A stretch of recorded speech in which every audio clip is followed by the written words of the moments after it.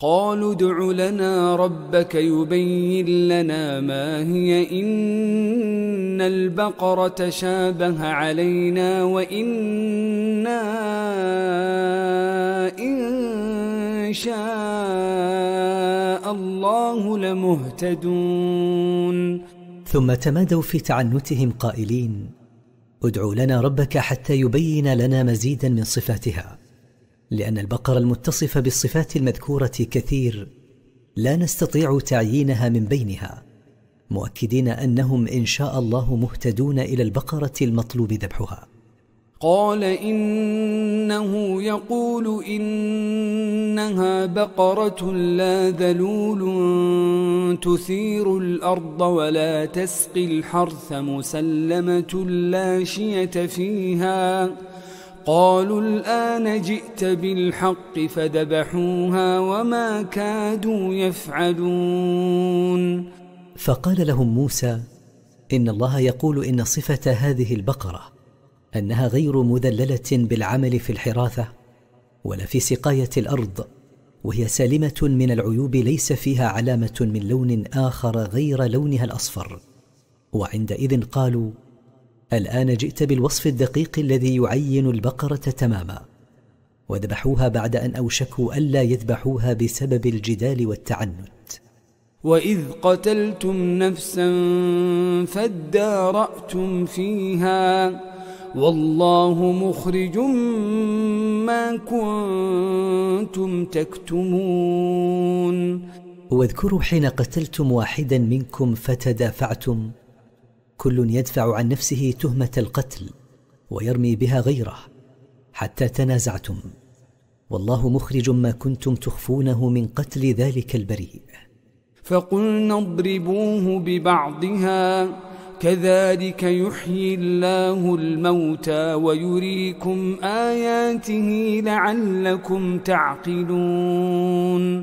فقلنا لكم اضربوا القتيل بجزء من البقرة التي أمرتم بذبحها، فإن الله سيحييه ليخبر من القاتل.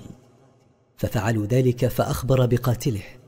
ومثل إحياء هذا الميت يحيي الله الموتى يوم القيامة ويريكم الدلائل البينة على قدرته لعلكم تعقلونها فتؤمنون حقا بالله تعالى. ثم قست قلوبكم من بعد ذلك فهي كالحجارة أو أشد قسوة وإن من الحجارة لما يتفجر منه الأنهار وإن منها لما يشقق فيخرج منه الماء وإن منها لما يهبط من خشية الله وما الله بغافل عما تعملون. ثم قست قلوبكم من بعد هذه المواعظ البليغة والمعجزات الباهرة حتى صارت مثل الحجارة بل أشد صلابة منها، فهي لا تتحول عن حالها أبدا. وأما الحجارة فتتغير وتتحول، فإن من الحجارة ما يتفجر منه الأنهار، وإن منها لما يتشقق فيخرج منه الماء ينابيع جارية في الأرض ينتفع بها الناس والدواب، ومنها ما يسقط من أعالي الجبال خشية من الله ورهبة. وليست كذلك قلوبكم، وما الله بغافل عما تعملون، بل هو عالم به وسيجازيكم عليه. أفتطمعون أن يؤمنوا لكم وقد كان فريق منهم يسمعون كلام الله ثم يحرفونه من بعد ما عقلوه وهم يعلمون. أفترجون أيها المؤمنون بعد أن علمتم حقيقة حال اليهود وعنادهم أن يؤمنوا ويستجيبوا لكم، وقد كان جماعة من علمائهم يسمعون كلام الله المنزل عليهم في التوراة ثم يغيرون ألفاظها ومعانيها بعد فهمهم لها ومعرفتهم بها وهم يعلمون عظم جريمتهم. وإذا لقوا الذين آمنوا قالوا آمنا وإذا خلا بعضهم إلى بعض قالوا أتحدثونهم بما فتح الله عليكم ليحاجوكم به عند ربكم أفلا تعقلون. من تناقضات اليهود ومكرهم أنهم إذا لقي بعضهم المؤمنين اعترفوا لهم بصدق النبي محمد صلى الله عليه وسلم وصحة رسالته، وهو ما تشهد له التوراة، ولكن حين يخلو اليهود بعضهم ببعض يتلاومون فيما بينهم بسبب هذه الاعترافات، لأن المسلمين يقيمون عليهم بها الحجة فيما صدر عنهم من الاعتراف بصدق النبوة. أولا يعلمون أن الله يعلم ما يسرون وما يعلنون. هؤلاء اليهود يسلكون هذا المسلك المشين وكأنهم يغفلون عن أن الله يعلم ما يخفون من أقوالهم وأفعالهم وما يعلنون منها، وسيظهرها لعباده ويفضحهم.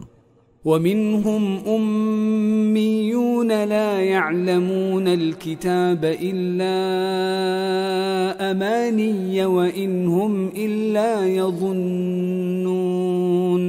ومن اليهود طائفة لا يعلمون التوراة إلا تلاوة، ولا يفهمون ما دلت عليه، وليس معهم إلا أكاذيب أخذوها من كبرائهم يظنون أنها التوراة التي أنزلها الله. فويل للذين يكتبون الكتاب بأيديهم ثم يقولون هذا من عند الله ليشتروا به ثمنا قليلا فويل لهم مما كتبت أيديهم وويل لهم مما يكسبون. فهلاك وعذاب شديد ينتظر هؤلاء الذين يكتبون الكتاب بأيديهم ثم يقولون كذبا هذا من عند الله ليستبدلوا بالحق واتباع الهدى ثمنا زهيدا في الدنيا مثل المال والرئاسة. فهلاك وعذاب شديد لهم على ما كتبته أيديهم مما يكذبون به على الله، وهلاك وعذاب شديد لهم على ما يكسبونه من وراء ذلك من مال ورئاسة. وقالوا لن تمسنا النار إلا أياما معدودة قل أتخذتم عند الله عهدا فلن يخلف الله عهدا أم تقولون على الله ما لا تعلمون. وقالوا كذبا وغرورا لن تمسنا النار ولن ندخلها إلا أياما قليلة. قل أيها النبي لهؤلاء هل أخذتم على ذلك وعدا مؤكدا من الله؟ فإن كان لكم ذلك فإن الله لا يخلف عهده، أو أنكم تقولون على الله كذبا وزورا ما لا تعلمون. بلى من كسب سيئة وأحاطت به خطيئته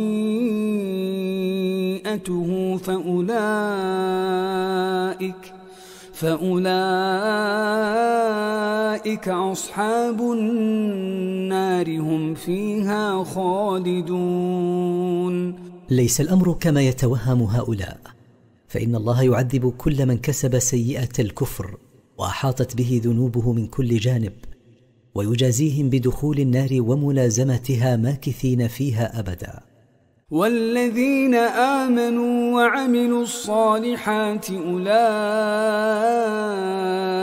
أصحاب الجنة هم فيها خالدون. والذين آمنوا بالله ورسوله وعملوا الأعمال الصالحة ثوابهم عند الله دخول الجنة وملازمتها ماكثين فيها أبدا. وإذ أخذنا ميثاق بني إسرائيل لا تعبدون إلا الله وبالوالدين إحسانا وبالوالدين إحسانا وذي القربى واليتامى والمساكين وقولوا للناس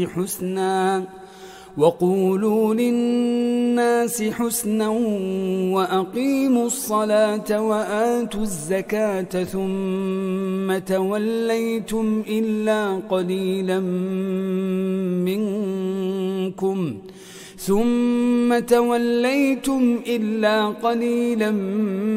منكم وأنتم معرضون. واذكروا يا بني إسرائيل العهد المؤكد الذي أخذناه عليكم بأن توحدوا الله ولا تعبدوا معه غيره، وبأن تحسنوا إلى الوالدين والأقارب واليتامى والمساكين المحتاجين، وبأن تقولوا للناس كلاما حسنا أمرا بالمعروف ونهيا عن المنكر بلا غلظة وشدة، وبأن تؤدوا الصلاة تامة على نحو ما أمرتكم، وبأن تؤتوا الزكاة بصرفها لمستحقيها طيبة بها أنفسكم. ثم بعد هذا العهد الذي أخذ عليكم انصرفتم معرضين عن الوفاء به إلا من عصمه الله منكم فوفى لله بعهده وميثاقه.